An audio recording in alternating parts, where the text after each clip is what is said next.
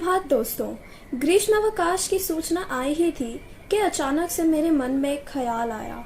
आज के समय में लोग अपने जीवन में बहुत व्यस्त हो गए हैं। शहरों में भी जिन्हें हम उन्नत कहते हैं, वहाँ हमने हरियाली की जगह बस बड़ी बड़ी इमारतें खड़ी कर दी हैं। ऐसे में मन की शांति पाने के लिए हम शहर से दूर किसी शांत और अच्छी जगह पर जाना पसंद करते हैं, मगर ऐसी कम ही जगह बची है। इनमें से एक सिक्किम राज्य है जो अपनी खूबसूरती और संस्कृति के लिए जाना जाता है। यहाँ पर एक से बढ़कर एक त्यौहार मनाए जाते हैं और भिन्न प्रकार की संस्कृति देखने को मिलती है। तो आइए हम आपको काल्पनिक यात्रा के द्वारा सिक्किम की संस्कृति की एक झलक दिखाते हैं। सागा दावा। जब तिब्बती कैलेंडर के चौथे महीने में सागा तारा आकाश में दिखाई देता है तो तिब्बती बौद्ध वर्ष का शुभ समय मानते हैं। ये मानते हुए कि इस अवधि के दौरान अच्छे कर्मों और प्रार्थनाओं का गुना किया जाता है। लोग सामान्य से बहुत अधिक दयालु होते हैं, जो कांग मंदिर के चारों ओर जप करते हैं और जानवरों को मारने से बचने के लिए जरूरतमंदों को भिक्षा देते हैं। अधिक तीर्थयात्री सागा दावा त्यौहार के दौरान माउंट कैलाश की यात्रा करते हैं, जो कि दरबाचे और कोराब के में माउंट के चारों ओर झंडारोहण समारोह में भाग लेते हैं, जो तिब्बती बौद्धों के लिए सबसे बड़ी गतिविधि है। आप न केवल भव्य बौद्ध गतिविधियों को देख सकते हैं, बल्कि तिब्बती संस्कृति और भक्ति और परोपकार की भावना को महसूस करने के लिए प्रार्थना और कोरा में भी शामिल हो सकते हैं। जन्म संस्कार। बच्चे के जन्म के 3 दिन बाद बच्चे का शुद्धिकरण और नामकरण संस्कार किया जाता है। ब्राह्मणों द्वारा प्रचलित हिंदू धर्म के प्रभाव के कारण ये कभी कभी बच्चे के जन्म के 7 से 11 दिन भीतर किया जाता है। तमांगों के पारंपरिक रीति रिवाजों के अनुसार बच्चे के पिता इस तरह का समारोह करते हैं।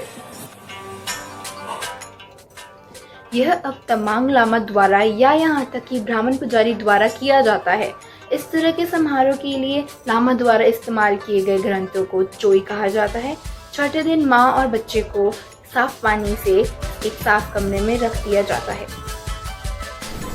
भोजन संस्कार, जिसे पासनी भी कहा जाता है, पुत्री के लिए 5 माह और पुत्र के लिए 6 माह के बाद किया जाता है। तमांगों के बीच एक विचित्र प्रकार का रिवाज है, जहाँ पर मैना पक्षी की चोंच से बच्चे को खिलाया जाता है। ऐसी मान्यता है कि ऐसा करने से बच्चा जल्दी बोलना शुरू कर देता है। इस अवसर पर रिश्तेदारों को भोजन व पेय पदार्थ परोसा जाता है। इसके बदले रिश्तेदार उन्हें पैसे या अन्य उपहार देते हैं। मुंडन संस्कार। चेवार या बाल काटने की रस्म 3 या 12 वर्षों के भीतर की जाती है। चाचा द्वारा बच्चे के बाल मुंडवाने की परंपरा है। ऐसे अवसर पर परिवार के अन्य रिश्तेदारों को बच्चों को उपहार देना चाहिए।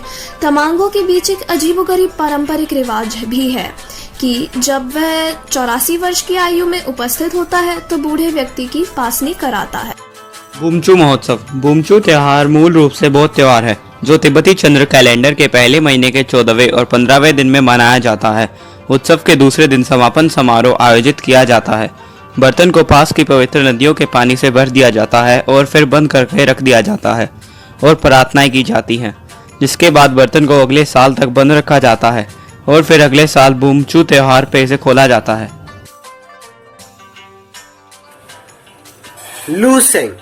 यह किसान का नया साल उत्तर के बैसाखी त्योहार की तरह है, जहां किसान अपनी भरपूर फसल का जश्न मनाते हैं, जहां लामा बुरी आत्मा का निष्कासन का परंपरा को ध्यान में रखते हुए नृत्य करते हैं और नए साल के माध्यम से नई भावना का स्वागत करते हैं।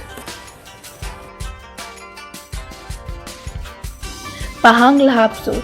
यह त्योहार अद्वितीय है क्योंकि यह प्रकृति का जश्न मनाता है। त्योहार के सभी समारोह दुनिया की तीसरी सबसे ऊंची चोटी कंचनजंगा के आसपास मनाया जाता है।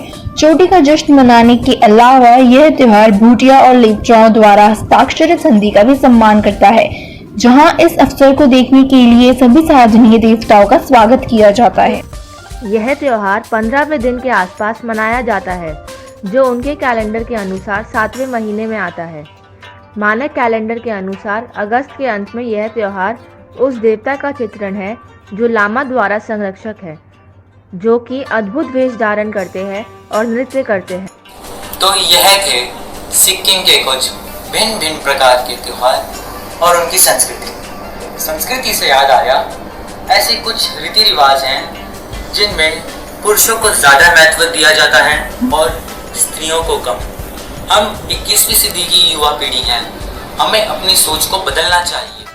यदि कोई ऐसा रीति रिवाज है जिससे किसी को तकलीफ हो या किसी के साथ भेदभाव होता हो तो उसे वक्त के साथ बदल देना चाहिए और सबको एक समान मौका देना चाहिए, चाहे वो किसी भी रीति रिवाज को माने या ना माने। तो इसी शुभ विचार के साथ हम आज का सफ़र यहीं समाप्त करते हैं। धन्यवाद।